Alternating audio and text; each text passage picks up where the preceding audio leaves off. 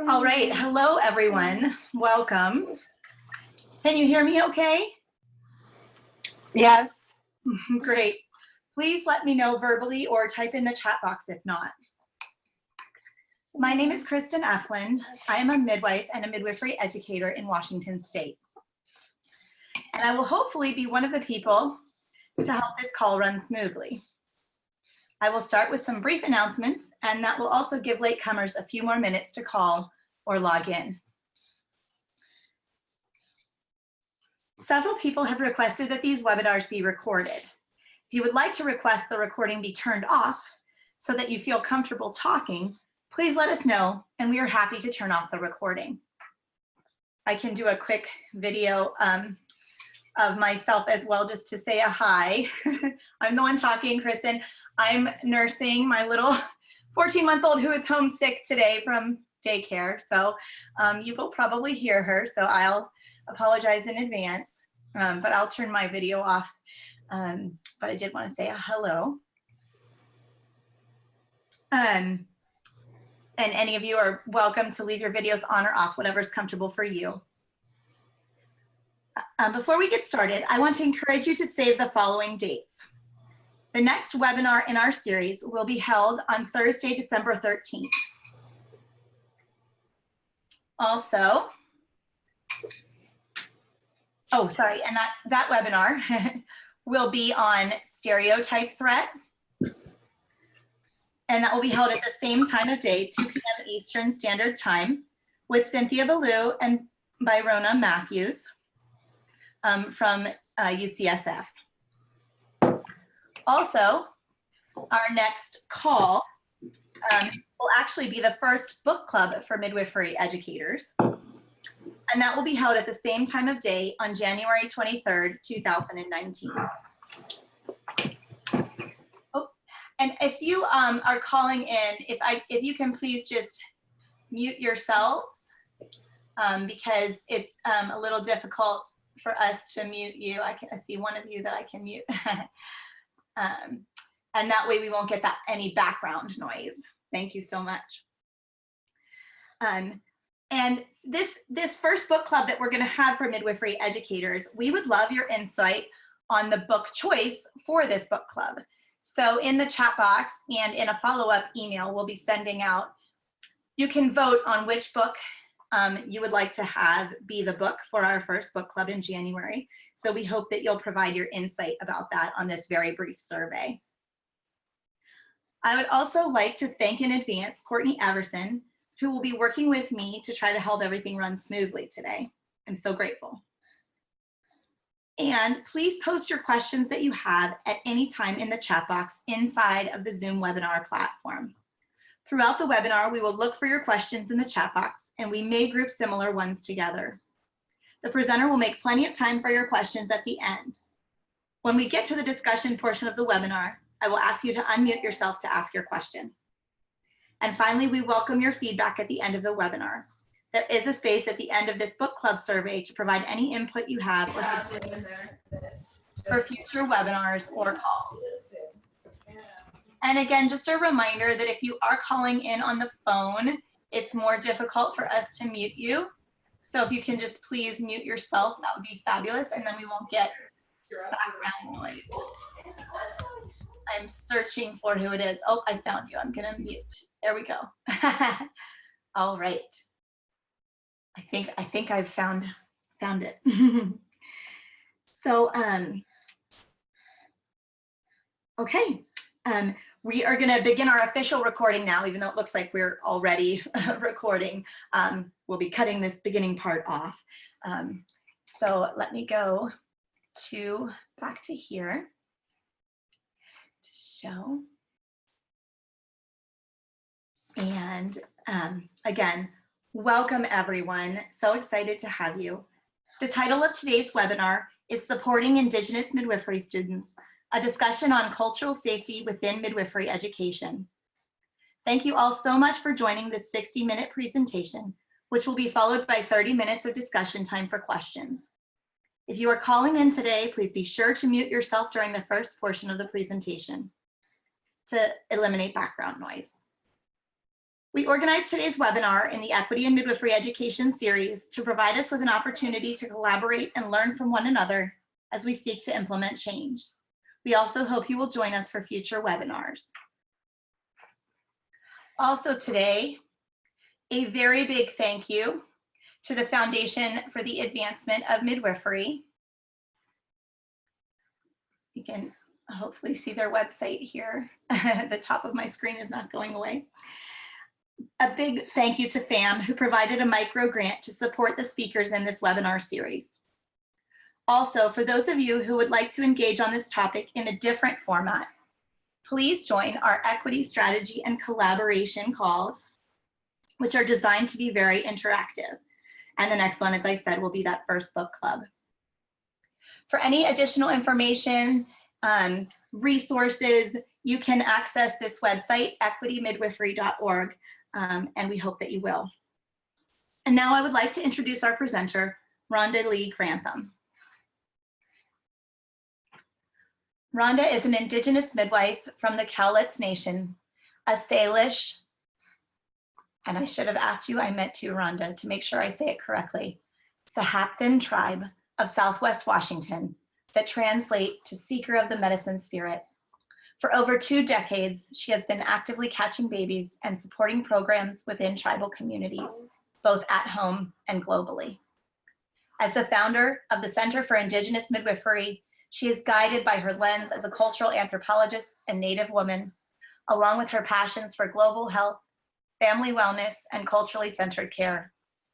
She is honored to share stories, skills, and struggles in dedication of her organization's mission, strengthening Indigenous communities by bridging access to healthcare resources and skills training while honoring and reclaiming Indigenous midwifery care. I feel so lucky to have Rhonda just a few hours away from me when she is close to her home, one of her heart homes. And we were also very lucky to spend a little bit of time together at Seattle Midwifery School. And part of our little organization, we had a support group called Student Midwives Advancing Cultural Competency. So I just feel so grateful to have gotten to know Rhonda in different ways, and so grateful for the work that you're doing. And thank you for being here today. I'm going to stop sharing so that you can do yours. Okay, perfect. So I'm going to just load up my slides here. Give me one moment here. So yes, back, I don't know, what was that, 15 years ago, and the days of SMAC. So, okay, so can you see my slides okay?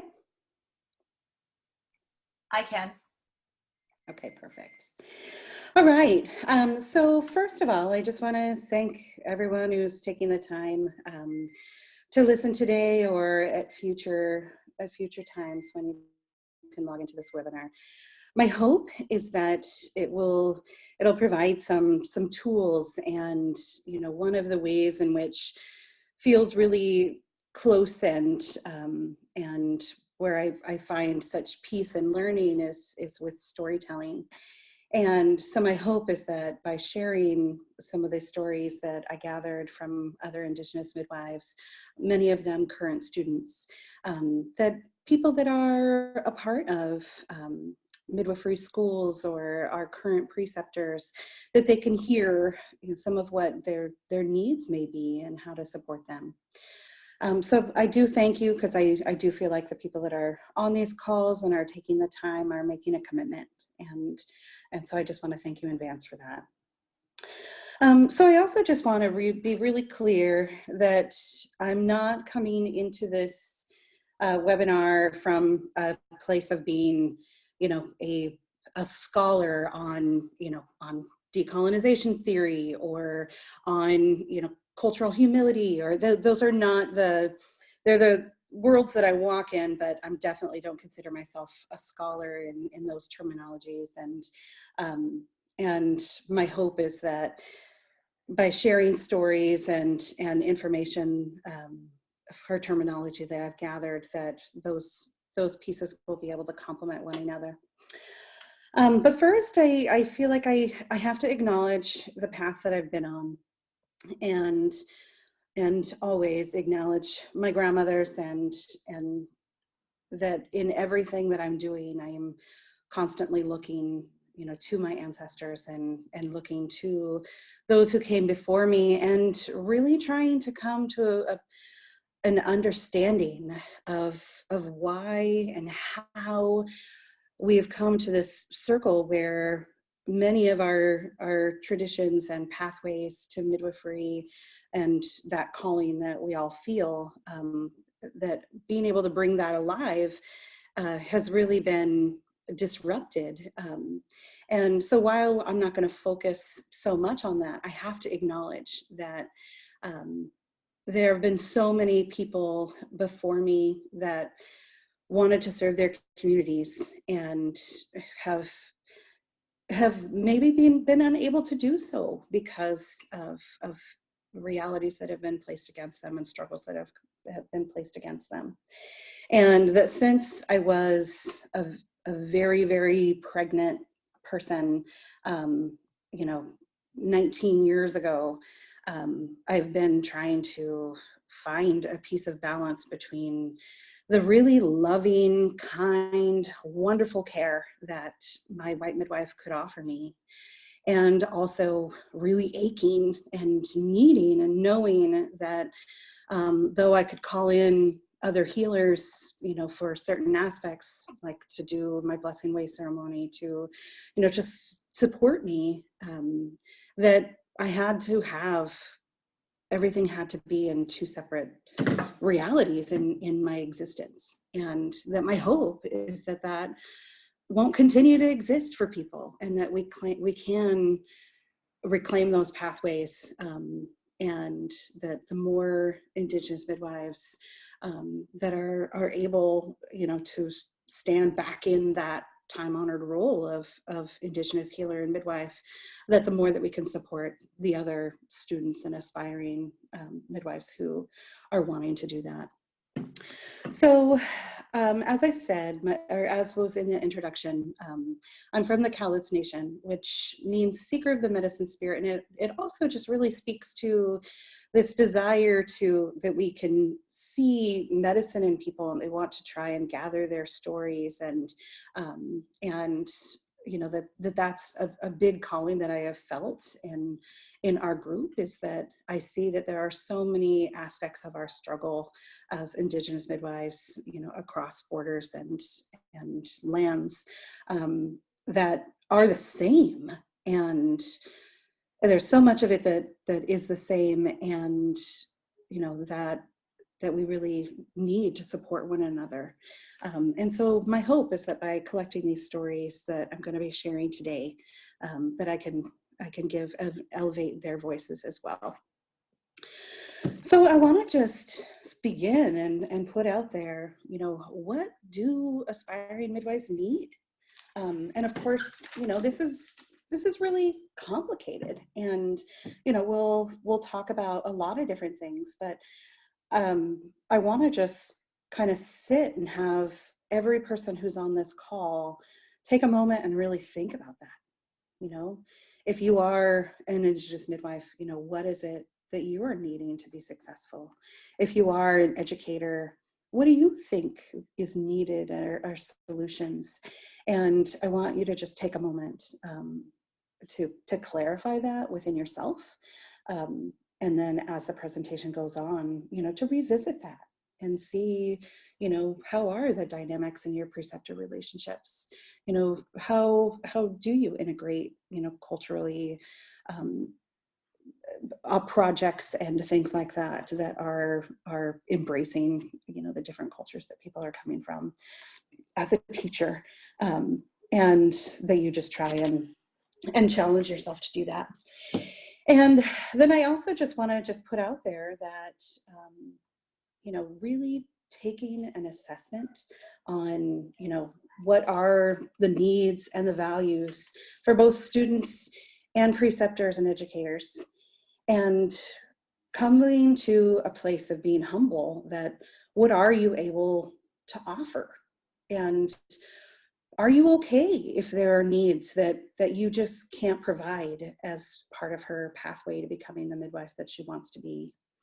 And then for both of you, what are the motivations for working together? And how might that, impact, the way in which you're able to cross-culturally communicate? And so I want to just start with a couple of examples in this. I consider this, I used to hear everything about cultural competence, and then it was, oh, you need to try harder. There's just more aspects. And so I want to just take a moment and provide a few examples of both the definition and then how I see how this might play into education for aspiring midwifery students. So first I want to offer a couple of definitions. So I'm using the Indigenous Health, the Northern Health Indigenous Health website that I feel like offered they have some beautiful posters and things like that that are for Indigenous health clinics. And I wanted to say that a lot of this is focused on being better healthcare providers and on being more, culturally sensitive, more culturally safe healthcare providers. The term cultural safety, arose by a Maori nurse in the 80s. And I'm making the next leap to having us bring all these same terms, into midwifery education, because in many ways the power dynamic is the same between a provider and a patient and a student and a preceptor. In many ways, the ability to to need to continue to work towards these goals and continue to put in effort towards these things, is a responsibility for providers and preceptors alike. And so I want to just, for cultural awareness, I feel like that's a first step that, we have to recognize that, there are differences and similarities that exist between cultures. We need to understand the histories, and we need to understand, what we are each bringing to the table as people of culture. And an example of how we might, like for example, in a nutrition class at Seattle Midwifery School years ago, we had the ability to, or we had the option, to make for our nutrition project, and I chose to share about salmon. And of course, there was the discussion about fats and farmed salmon versus wild salmon, and the nutritional breakdowns of what's in fish and safety, and all of these other aspects for helping to support clients and connecting with their food. But then I was able to take it this next step further and share about the first salmon ceremony for my people, and share how, that connection of needing to honor the first salmon, and in order to be in relationship and for them to return. And so it's this connection of a ceremony that is part of my culture that I was able to bring into a nutrition class. And so when we have more opportunities and create more opportunities for students to do that, we will become more culturally aware of what their life is like, what their beliefs are like, what, how they move and act and are and exist, within their culture. And as we're more and more aware of that, then we can also, come into a place of increasing cultural sensitivity. So cultural sensitivity is definitely also where we're not just aware, but that we're going to challenge and really allow ourselves to open up our eyes to the biases and influences that our own cultures, bring into how we are being providers and preceptors. So an example of cultural sensitivity that I just chose to bring up is that, accepting that there may be some things that can be shared cross-culturally, and some things that just, it's not appropriate or just right to do, and that we need to sit with that and be okay with that. So I'm thinking of an example of sitting with a family, and I knew that there had just been a death in their family. And the woman walked in, and, you know, her long, beautiful braids, that she had cut her braids, and, you know, her hair was very closely shaven. And, you know, there was this moment where I wanted to explain, because, you know, the midwife in the room was like, I can't believe that she cut her beautiful hair off. You know, why would she do that?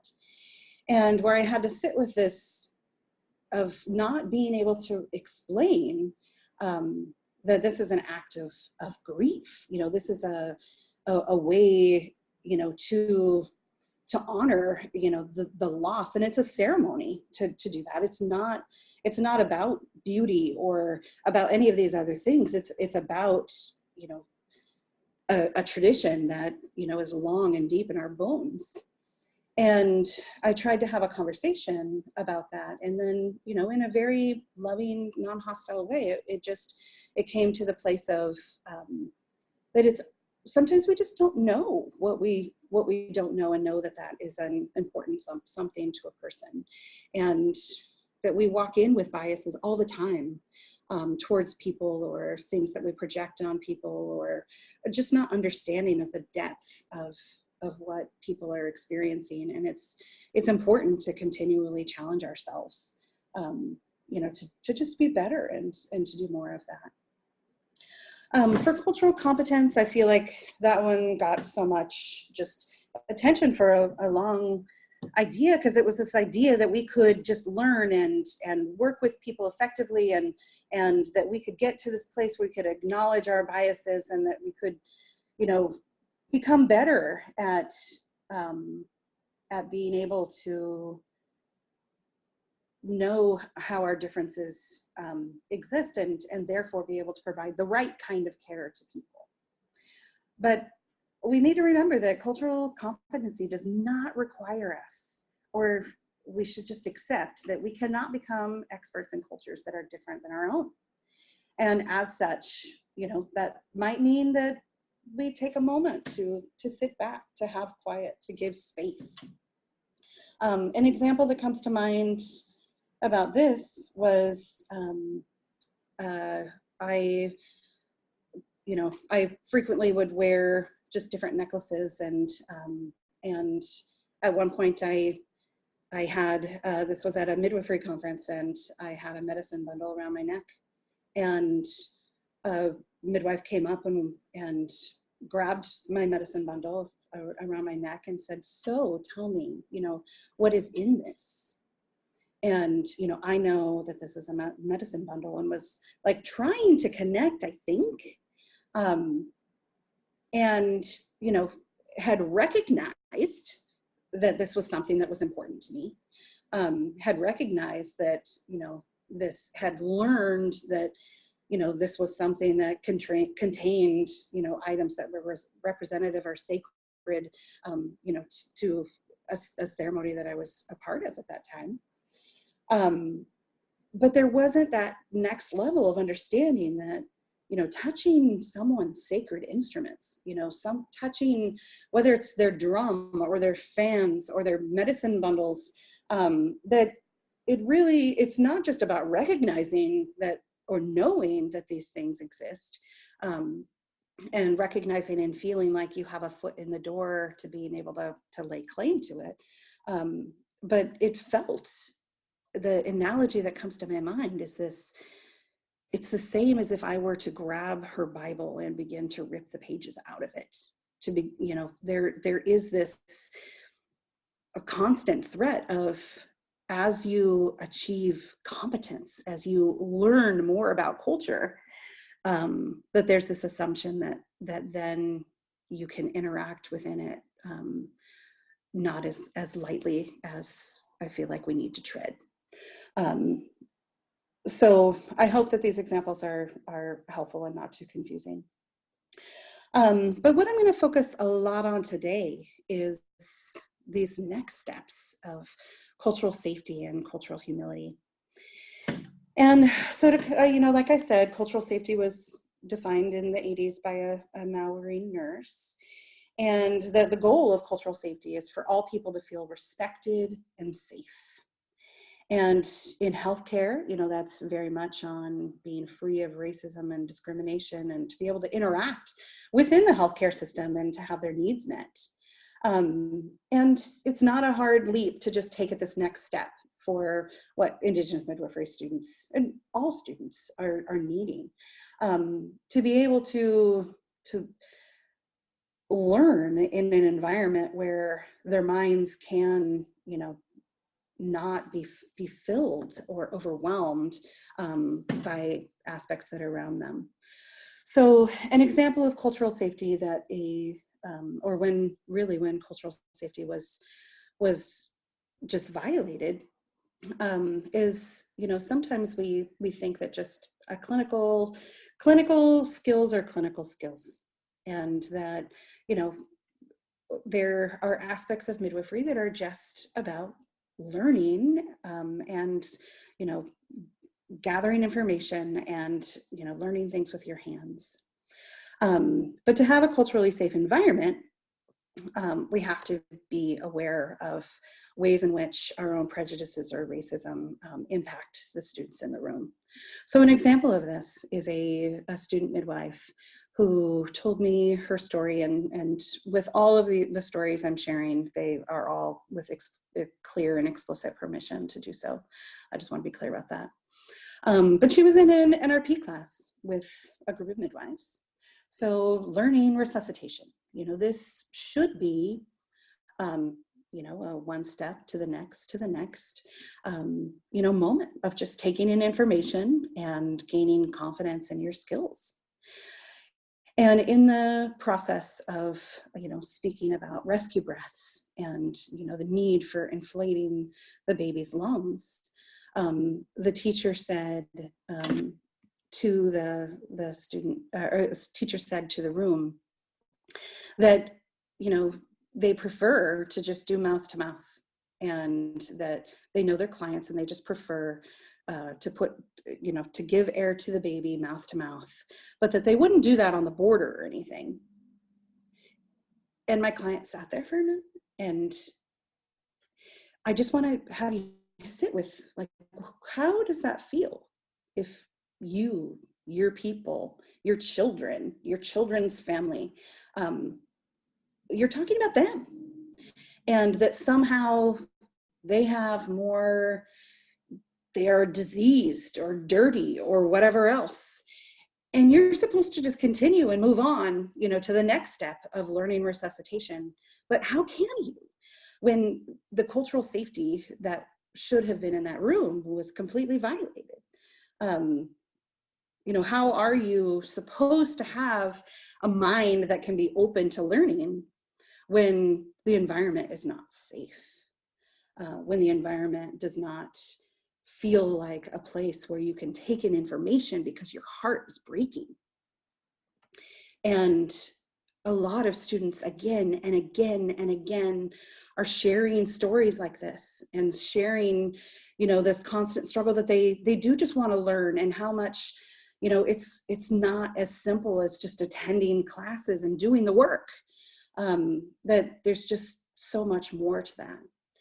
And so I want to just challenge us all to work towards cultural humility, and understanding that we are going to be in a constant work in progress, and that we all need to do better, all of us.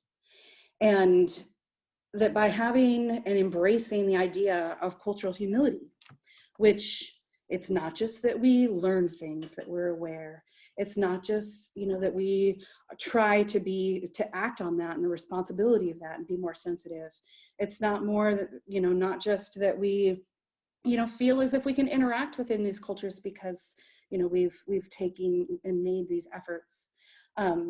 But cultural humility is a lifelong journey. And I'm just going to read, once again from the Indigenous Health Canadian website, that says, Cultural humility is a lifelong journey of self-reflection and learning. It involves listening without judgment and being open to learning from and about others. It involves learning about our own culture and our biases. Cultural humility is a building block for cultural safety. It is an overarching principle that is threaded through our learning and acts as the process by which change can occur. So I want to just sit with that again and just accept that we're not going to be perfect, but we can also do better.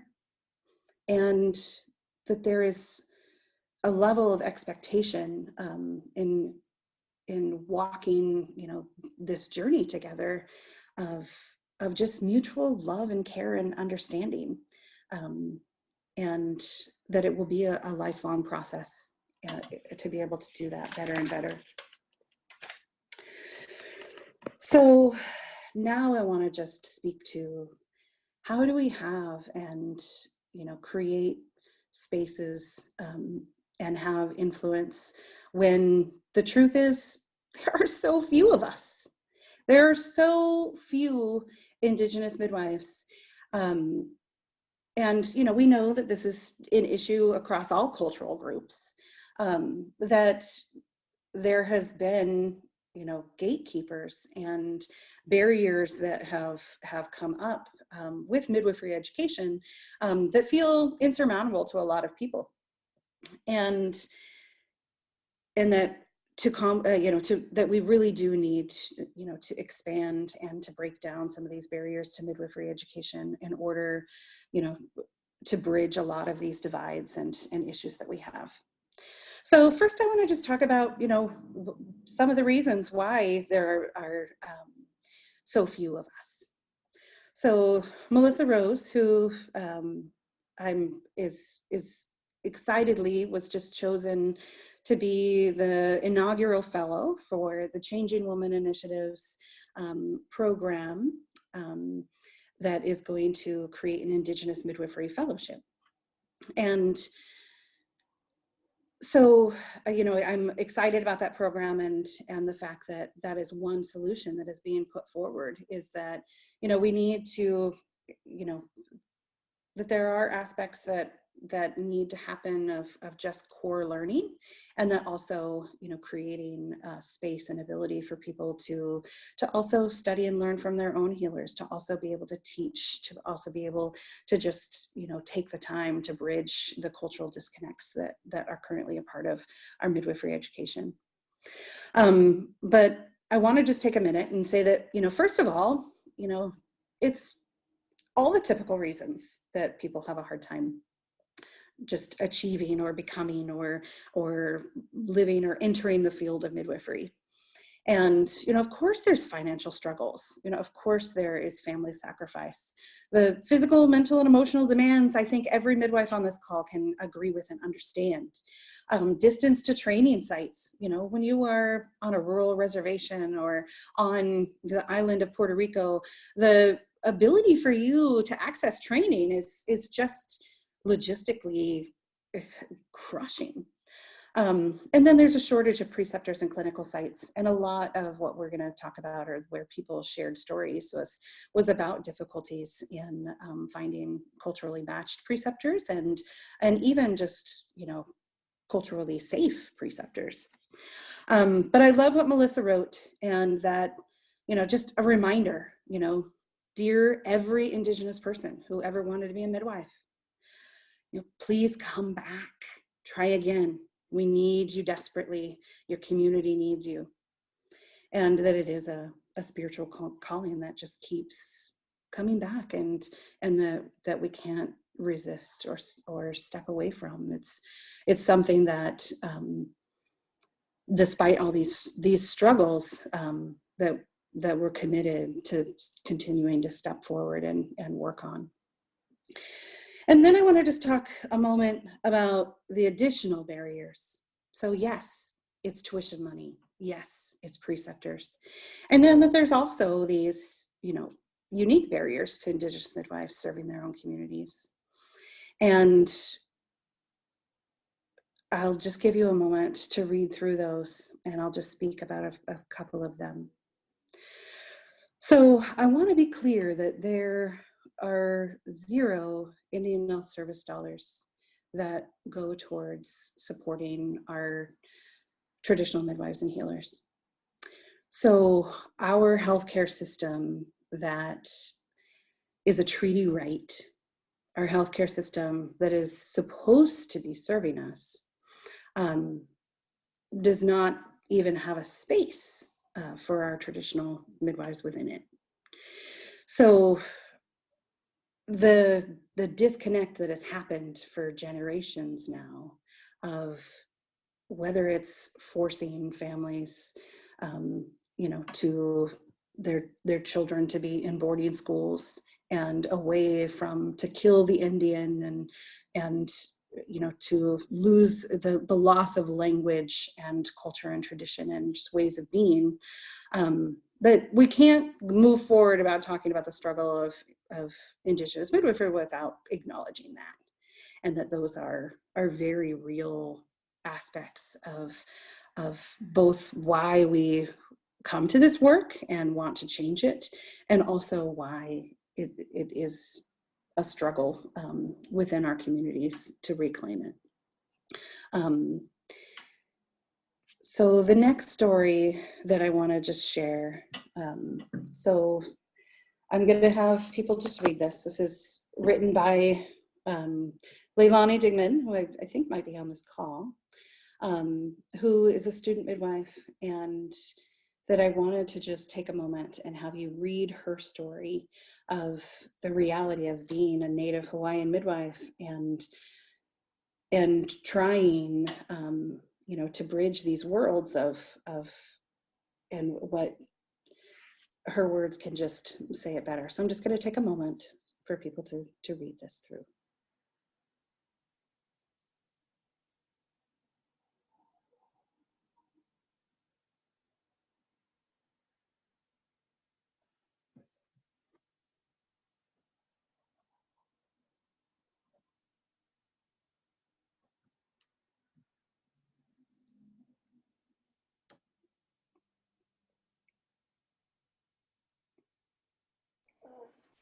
And Rhonda, there are some folks on the phone, so just want to put that out there.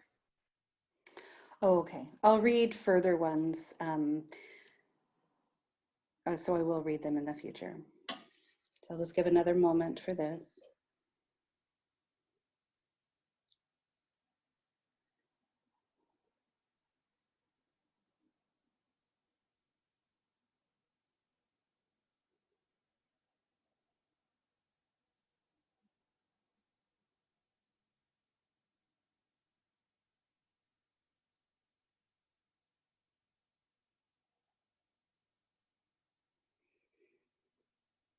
Okay, is it okay for me to move on to the next slide?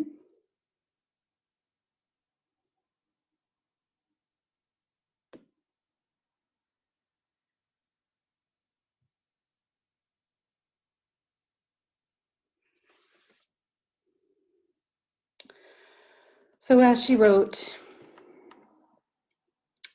with the colonization of her traditional lands came the colonization of midwifery, came the erasure of midwifery, came the inability, to learn in the traditional pathways. And then here she is now, trying to reclaim and recreate for her community. And we're talking about needing to fly across oceans. We're talking about the finances and the family, struggles and all of those aspects. And so I feel like it is worth taking a moment and acknowledging that for some people, this is not just a simple making the choice to become a midwife, but it's recreating a pathway that once she is able, to reclaim that knowledge and, to create that who knows what the situation will be like for Native Hawaiians in 10 years. I mean, that's my hope. My hope is that by those people who can step forward and make those commitments and those sacrifices, that then we can make it possible for the people who cannot fly off islands and people who cannot, you know, or even just who are not comfortable culturally entering mainstream academic environments. So I wanted to just give a moment to just remember that where we are is part of a bigger picture of issues that are very real and constant for Indigenous people. The issues of reclamation of all aspects of who we are and remembering to take that power back. I consider myself a young person, and in my lifetime, it was illegal for us to have our drums or our sacred instruments. And, you know, it wasn't until 1978 with the American Indian Religious Freedom Act that my medicine bundle, my drums, my fans were legal. I mean, just sit with that. You know, we are in an era of reclaiming, many of us. Every culture and every community is unique, but I will just say that I hear again and again that for many people, they are in a wave of reclaiming, and that is what's happening right now, and that change is happening in that process. So I want to just say that many of us also still long for what once was, and that may not be willing or feel safe to enter midwifery academic environments at all. And that I want to still support them. And maybe they will be a doula, maybe they will be accepted by their community and have the sovereign right to practice and to serve the families in their community without government permission. But I do just want to take a minute that, you know, there are people that will not be able to fit into the mold that midwifery models, you know, possess, and that is okay. It is okay, and that we can still carve space for that. And I feel very strongly that I can both stand and support families who want to exercise their sovereign right to unassisted birth while supporting Indigenous midwives so that they can serve their communities. That those are not in conflict for me. And people who choose to enter midwifery academic environments and those that don't, that we need to create space for all of them. So I will read this poster. I did just collect these stories, and I love this artist, and so there will be several photos in this slideshow that are her art. But I want to just read that I entered midwifery apprenticing under white women. As a student, I was left saddened and confused by midwives pushing women to stay within man-made regulations. Where was intuition and listening to spirit? I am no longer seeking to become a CPM or licensed midwife. I long to be a traditional midwife. I feel alone in this. I desire to walk with midwives who will listen, who will honor and be in ceremony with the family, holding space, not just being tied down within an oppressive system. So as I said, sovereignty is our right.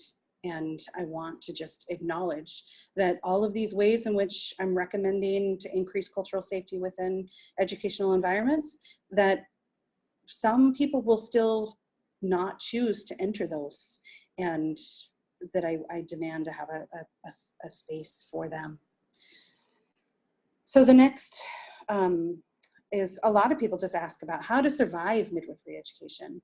And that is, you know, a reality and a truth that a lot of people feel, you know, that they know that in the academics that they'll be riddled with erasure of the Black and brown contributions throughout the Western academics. They know that it will focus on studies versus the stories that are part of Indigenous ways of knowing. And that this conflict between the ways of Indigenous knowing, being, and doing are not what it takes to graduate. They're not the aspects that are elevated or being given value. And so it is often a foot in two different worlds, you know, to literally survive midwifery education. So I want to just say this is a current midwifery student who wrote, "I'm worried that midwifery education of today is so focused on the checking off of boxes and passing of tests that we are overlooking the spiritual ceremony that pregnancy and birth is. It feels constantly lacking in my education and isn't exemplified in my preceptorships. Some days I want to quit. I get tired of the constant struggles, but I stay and endure because I know how badly our communities need us." So I hear this all the time, that we have to survive, we have to keep going, and then hopefully we can change things for the future. But that doesn't mean that it's always easy and that it shouldn't be better.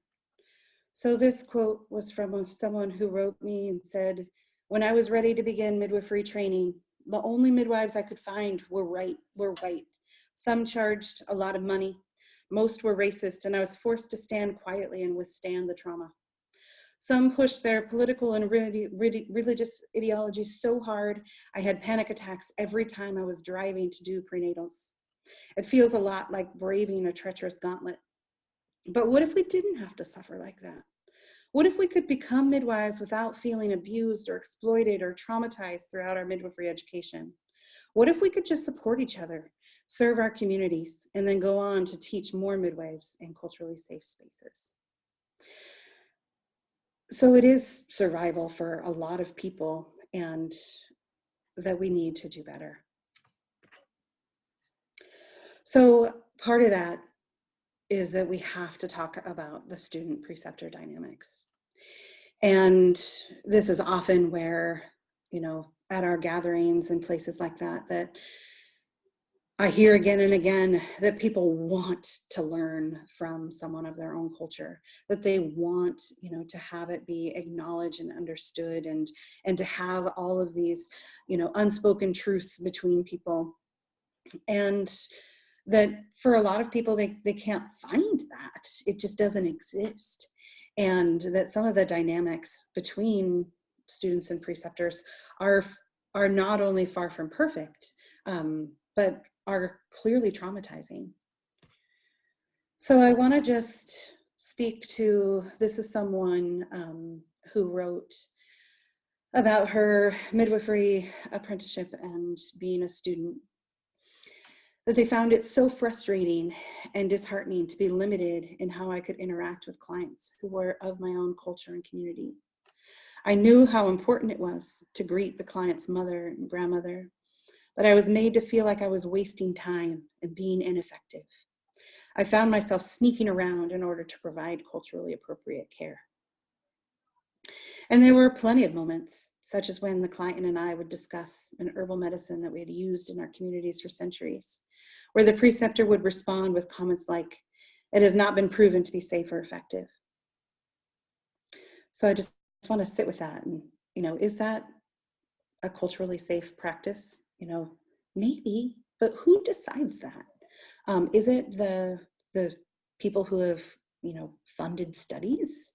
And can there be a place to acknowledge that there is some information that is shared between the client and the student that might not be in your knowledge base, and that can be okay?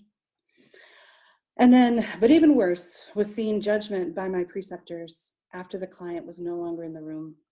Once I had to listen to my preceptor laugh and mock an Indigenous baby's name, saying, "Why would anybody name a baby like that?"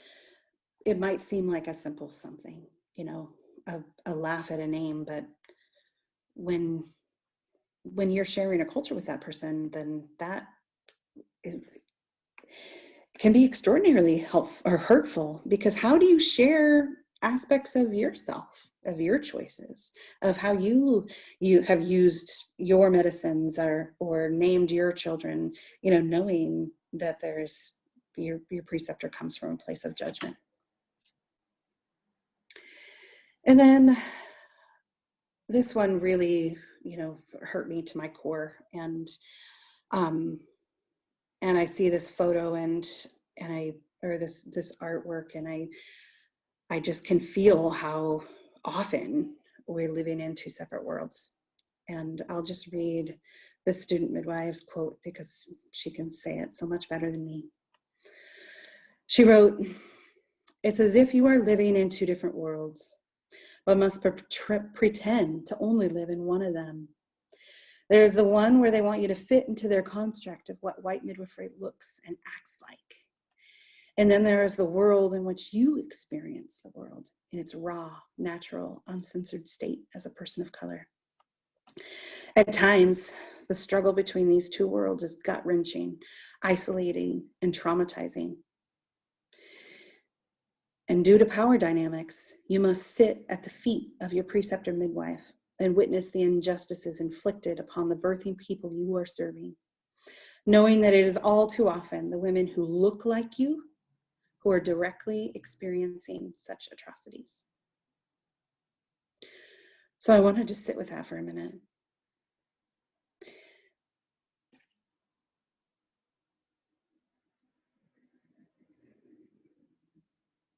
Not only is it about this, I wonder in these moments that this student felt, one, was the preceptor even aware?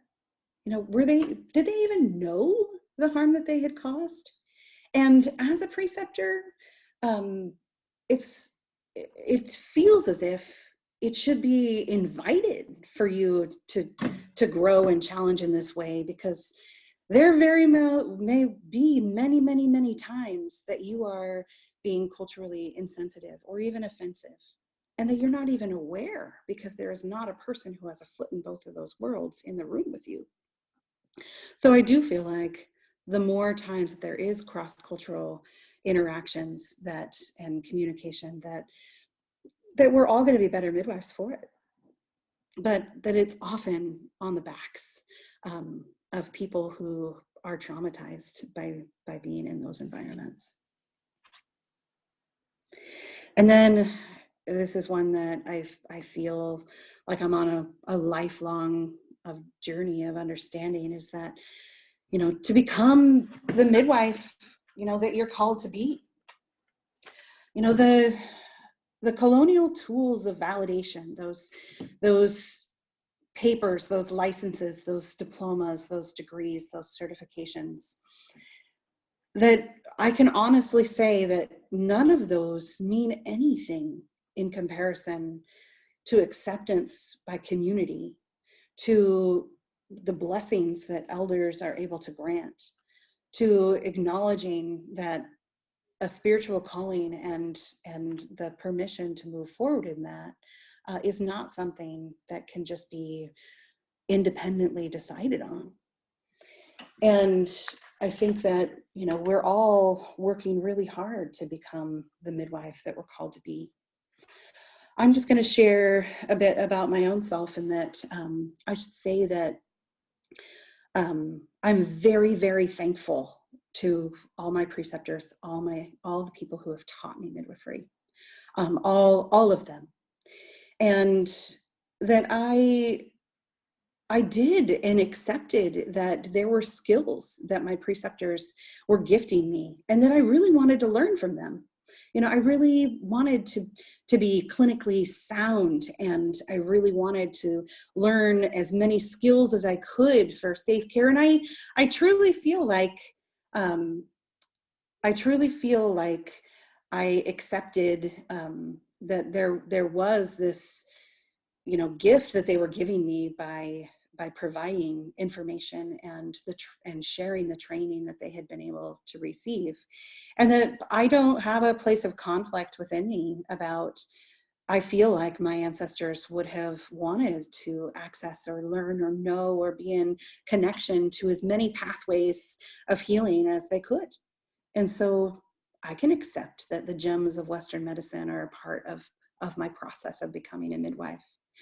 And the academics and the clinical skills and those kinds of aspects have a really important part in midwifery.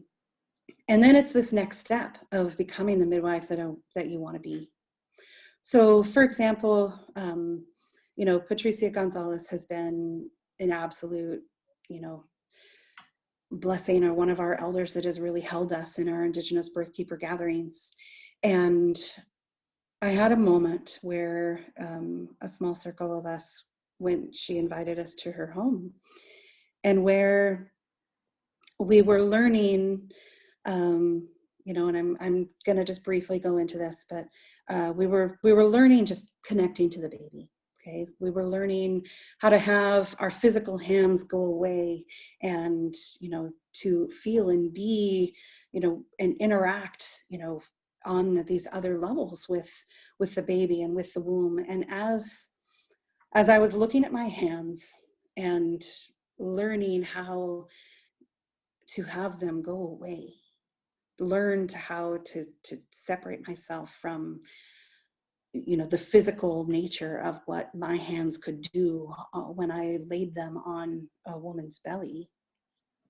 And I thought about all the times, the thousands of times that I'd done Leopold's, and that there were, you know, assessing position and flexion and all of these aspects of laying my hands on a woman's belly thousands of times, and with a half dozen preceptors. And that I'm thankful for them in giving me those opportunities, in teaching, in defining their terminology.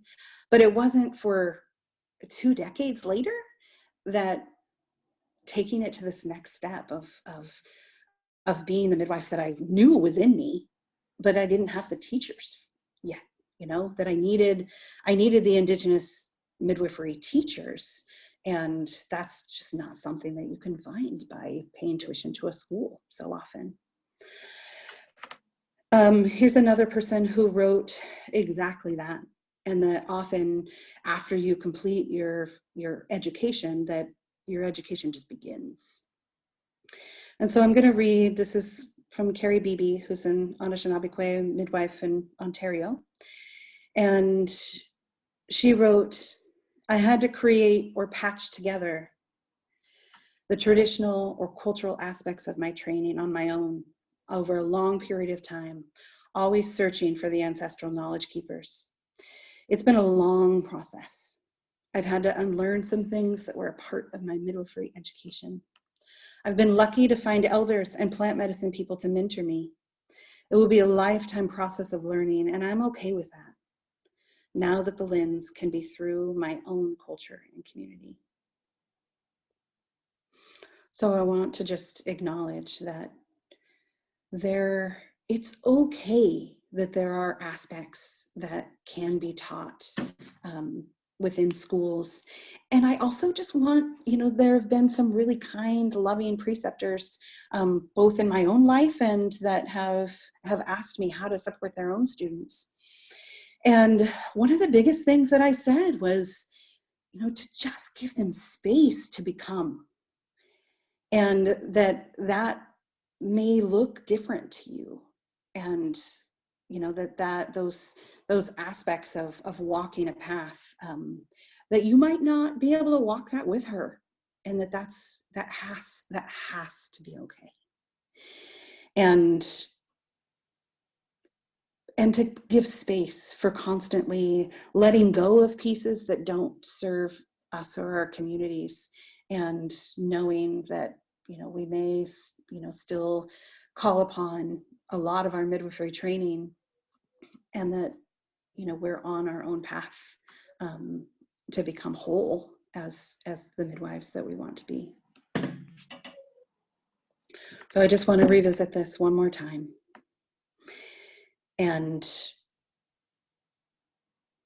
challenge us all to just work harder and to do better, to be okay with making mistakes, to be okay with just not knowing, to be okay with challenging assumptions that we really thought were true, or that were really true for another person.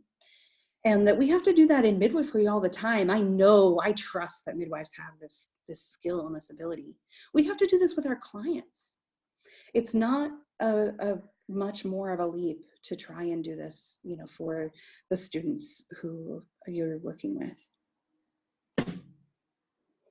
As far as solutions and current projects, I want to just say that these last 4 years of having gatherings we've had prior to the Midwives Alliance of North America conference, where we've had a brief time together, and then another gathering that has been hosted on members' lands, and where we can go into deeper levels and be able to share, you know, the skills that each of us have, that we can be free to be vulnerable. A lot of people are, I don't want to say, they feel inadequate at the fact that the birth traditions in their lands, you know, that they are having difficulty with having them come to them. And it's okay. We need to be able to have space to be vulnerable, you know, to learn. And whether it is, you know, a skill or a challenge or an Indigenous healing pathway that we need to help complement, you know, us on our path.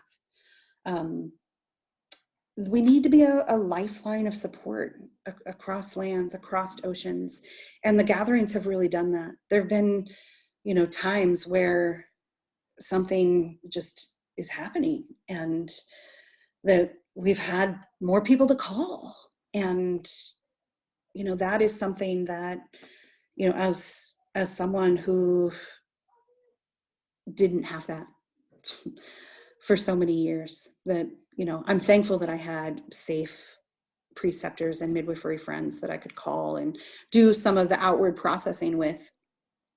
But there were the aspects of, for example, after a really heartbreaking birth, where I could outward process, I could clinically evaluate, I could peer review, I could do all of these aspects with the midwives in my world, but that I needed my healers. You know, I needed both my own community of healers, you know, to help put me back together again, and to help understand and remember that, you know, this was an experience that was beyond my current understanding. But I also needed to be able to speak about that with other Indigenous midwives, and, you know, and for us to lean on each other in so many ways. And also to be able to share our skills without the constant overarch of cultural appropriation, you know, to be able to just share because we honor one another, and it's a gift that we offer one another of, you know, traditions that come from each of our lands, and that it's not going to just go be marketed or exploited or even just written or talked about, because, you know, it's a gift that we're being given, and that we're going to acknowledge where it comes from. You know, some people, you know, I'm really active with Canoe Journey, and there was a time when I had a volunteer standing beside me, and they're like, why aren't you singing that song? You know, are we allowed to sing this song? And I had to just sit and explain, like, this fundamental understanding that you need to be gifted permission to sing a song. You need to be welcomed and invited, and then you always have to honor who it is that gave it to you, and who it is, and share it in spaces that, you know, honor the person who gave you that gift. And that midwifery acknowledges that same reality, that it's not mine to own, it's not mine to possess. But if I have been gifted something to share, then I want that to come through me, always while acknowledging and honoring where it came from, and that it was a gift to me. And appropriation is a direct assault on that fundamental belief that we carry.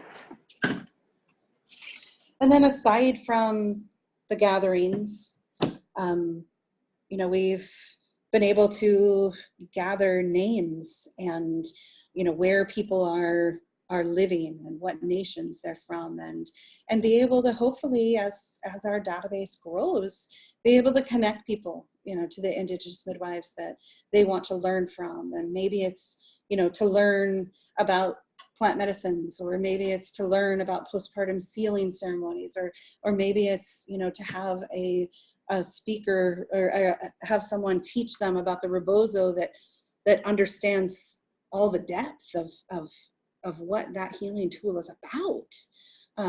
And so that people can find one another easier is one of the projects that we're working on. I did mention the fellowship, and, you know, and that is we're going to acknowledge that this pathway is complex, and we're going to try and support you in that pathway. And so Changing Women Initiative is really leading the way with creating that fellowship.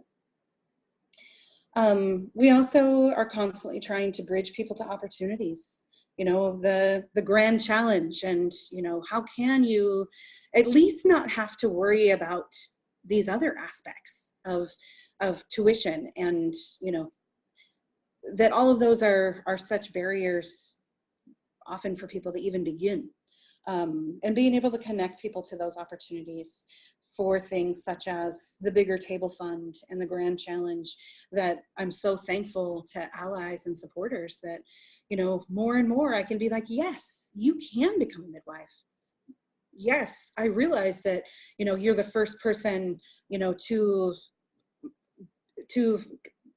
move on past high school, or the first person from your reservation who, you know, is wanting to pursue this education. And, you know, that there are more resources, more and more and more, you know, to helping bridge that divide for accessing education in the first place. And then I also recently, before the gathering that I hosted here on my home territories, I outreached to midwifery schools, the MEEC accredited schools in the United States, and asked them, and I flipped the script, you know, rather than trying to comb through and find the gems of why we should choose the school, I asked the schools directly, you know, what are your commitments to supporting midwife students of color?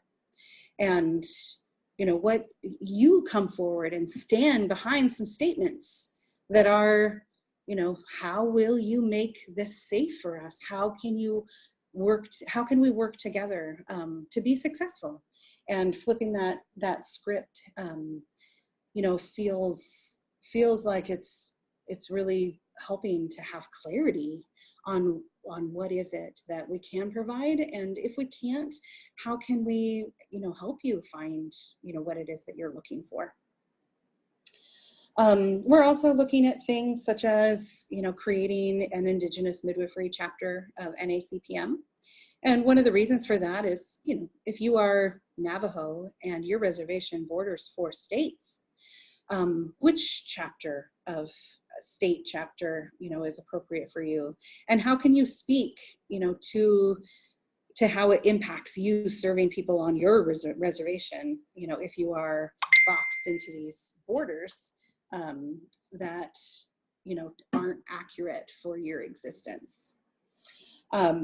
And then also, you know, we dream of having an independent school. It is going to happen. It's not just, you know, there will likely be lots of different pathways for that. You know, that might be, you know, a school or a collective on the island of Hawaii. It might be supporting people over distance. It might be, you know, the Indigenous midwives do more, you know, travel and support small communities of midwives. It can look a lot of different ways. It might be, you know, just being these lifelines for people, and, you know, accepting that we do walk in 2 worlds, and that and creating an academic environment where from the beginning that is understood and not only tolerated but really welcomed, and that is absolutely our dream and something that I do see in our future. So I think that is and also the anthology is something that has been in the works, and I did, just update this date. A lot of these people who wrote me with their stories, and many of them were very long, and I couldn't incorporate into the slideshow. But I do think it's important for people to understand how they can, how other people have risen through these challenges, how other communities have found answers.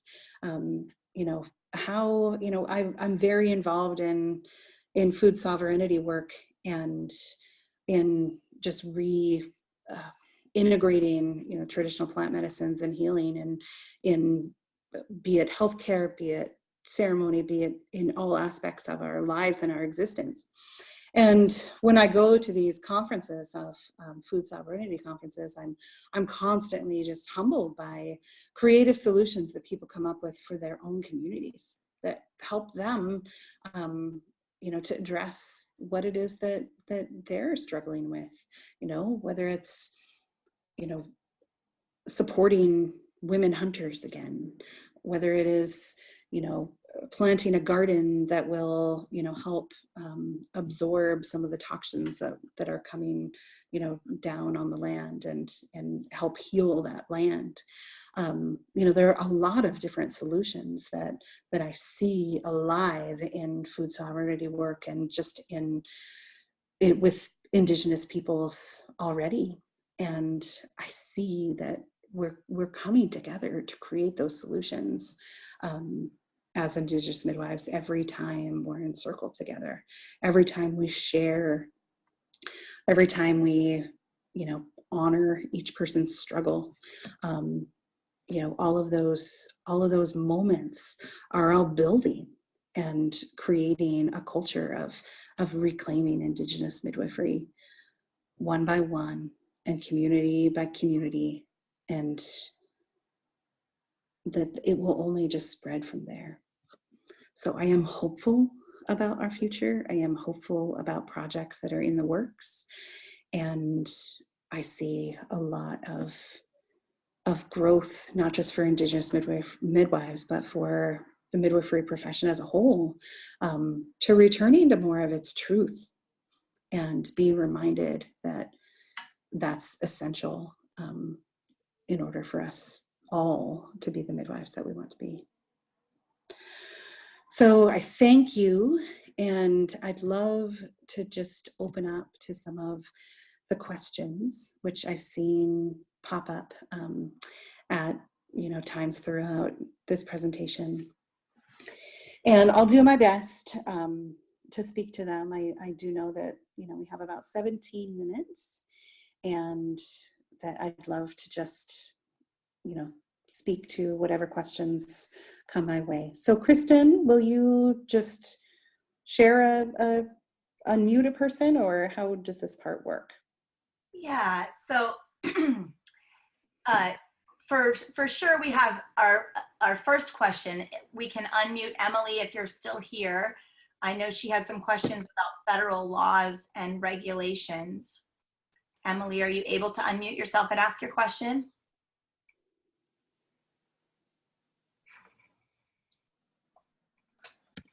Did that work? Yep. Okay, hi.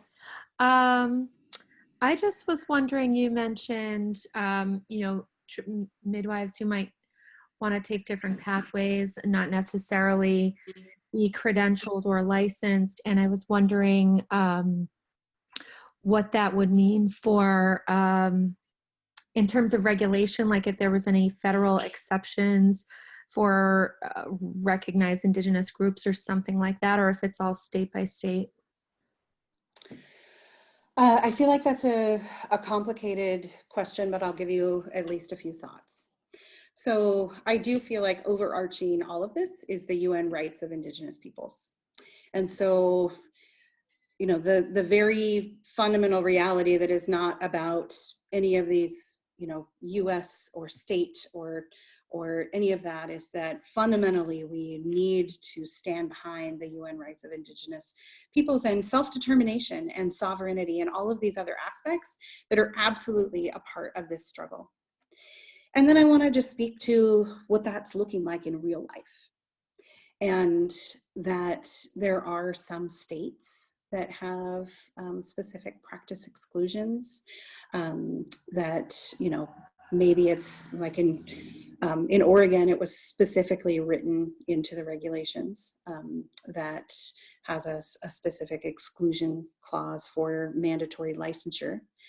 But just like with so much of midwifery, there is this, you know, reality of just going a few miles and you're across a different border and different, you know, licensing rules and things like that that you're subjected to. And so, yes, we are subjected to those. There are not the overarching federal protections that are clearly written. Does that mean that I don't stand behind sovereignty and the UN rights of Indigenous peoples as a higher law of the land? Many of us do. But that doesn't mean that we have a specific protections around that. And, you know, and also there aren't a lot of tribal statutes or protections that are about healthcare in general, because the healthcare system for the United States for Native American people is an overarching umbrella of Indian Health Services, which is federal and does not have any incorporation of traditional midwives within it. So I would love to change that. I would love to see that be different. You know, maybe that's will come alongside in the event that the federalization of the CPM credential happens. Maybe it will exist there. Maybe, you know, it will happen with political action from within Indian Health Services. But I do know that a lot of us can't wait for that and won't wait for that because, you know, we haven't been served by the government we have that generational wound of treaties being violated and, you know, our practices and our ways of healing not being honored, respected, or protected. And so, you know, I feel like it might seem like an easy answer, but that it's one piece, you know, it's one aspect of it. And that I wish that it did seem as simple, but we're still in a place where the definition of who is Indigenous is still put into question. Who is an Indigenous midwife? You know, who's eligible for those protections even? And that's really complicated. It's really complicated. We have always migrated across these borders. You know, the rights of a community for self-determination, you know, have priority over state law or protections or any of those things. And so I think it's something to work towards. But like I said, fundamentally, the UN rights of Indigenous peoples should be looked at as the core document before moving forward. Thank you so much, Rhonda. Yes, thank you. And Christy Red Young posted a link to what Rhonda was referring to.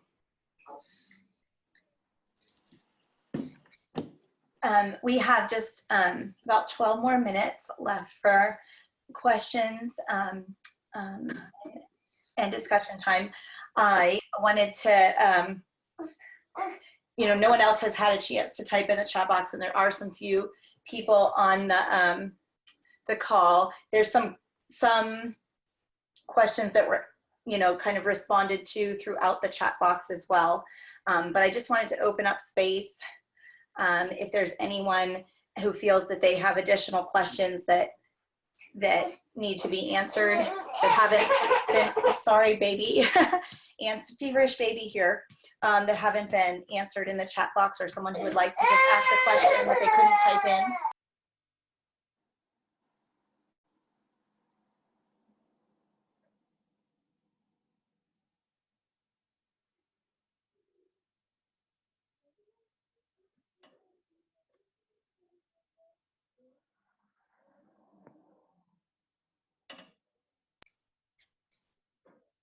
in case it's difficult for you to see, Rhonda, you know, there are some people saying thank you so much, expressing their appreciation. Is there anyone else who wants to be able to ask a question out loud here in our last few minutes? And then I have some just announcements at the end and, you know, upcoming events and whatnot. Feel free to unmute yourself to be able to ask a question if you have one remaining.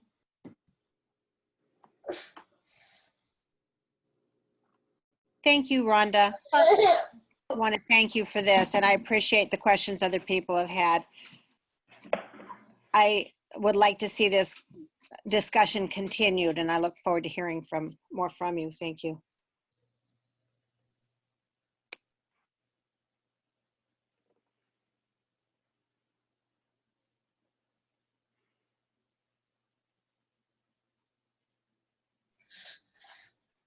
Is it over? Lots more thank yous. I hear another child out there. Melissa is asking for Melissa's iPhone. Sorry, that's all I can see. Do you want to unmute yourself and ask your questions, or would you like me to read what you've typed here?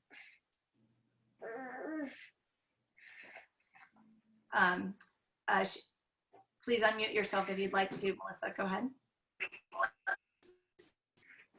Okay, I was just, can you hear me? Yes. Can you hear me? Yes. Okay. The slide that's currently up says laying down the fire stories of Indigenous midwifery. If you wanted to share who those submissions are going to and who the contact info is on that. Yes, absolutely. So Autumn Cavender Wilson is holding this project.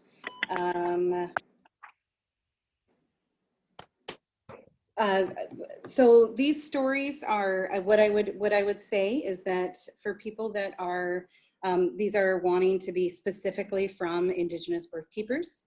And so if you are in the Indigenous Birth Workers Network group, all of the documents are listed in the files section.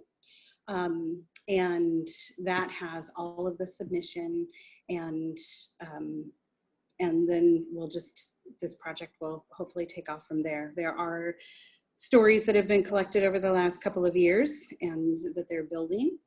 But if for the people who are Indigenous birth workers, those are who we are looking for submissions from, then it is a complete file and lengthy descriptions of each of these categories and what it is that we're hoping for by producing this anthology.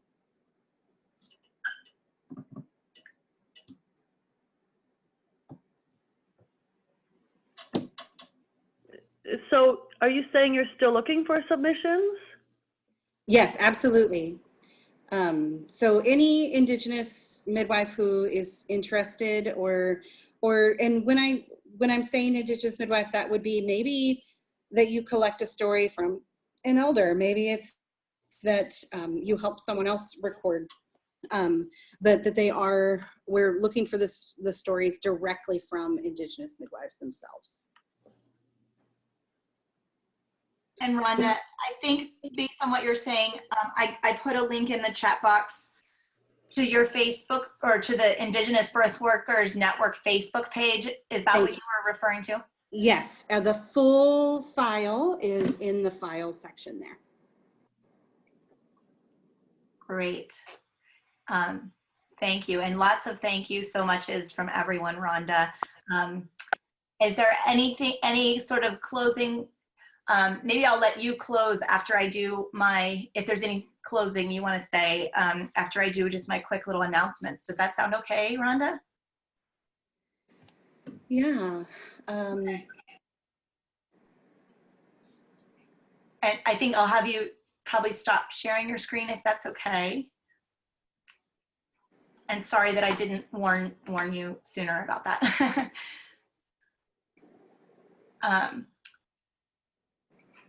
And it's also okay if you want me to sign off, you can just let me know. Thank you again, everyone. I want to make sure I'm unmuted here. Yes, I am. Okay. And I'm going to go ahead and share my screen here. Just for our last little announcements. Again, we would really like to have your voice in helping to choose our first book for our first ever Midwifery Educator Book Club this January. You can also put in additional ideas for future book clubs. This is a quick survey, and I'm going to post this link into the chat box, and I'll send it out in a follow-up email as well, so we'll hope to hear from you. All of the following information I am about to share can also be accessed from the website, equitymidwifery.org. We also hope you'll come for our future webinars or watch any recordings of previous webinars if you haven't already had a chance to do that. Our upcoming webinar is December 13th, Thursday, same time of day, on the topic of stereotype threat. And just a reminder that that first book club will be on January 23rd. And we hope that you'll be able to participate. Again, a thank you to Courtney Everson and Wendy Gordon for their behind the scenes work today to help this call run smoothly. And a big, huge thank you to Rhonda for all of your important work and for being willing to come and share this information with us today. Thank you also to all of you for participating. And I'll just go ahead and, if Rhonda, if you would like to close, please. I guess that I would love to just close by saying I want to thank all the people who were brave and put forward their stories. I want all the people that came forward with stories but could not yet put words to them. And I want to thank all of the people who are trying to do better by taking time, by understanding that we're all on our own path of learning and supporting people in that. So Nakula Shishokle, which means thank you, Creator, and have a blessed day, everyone.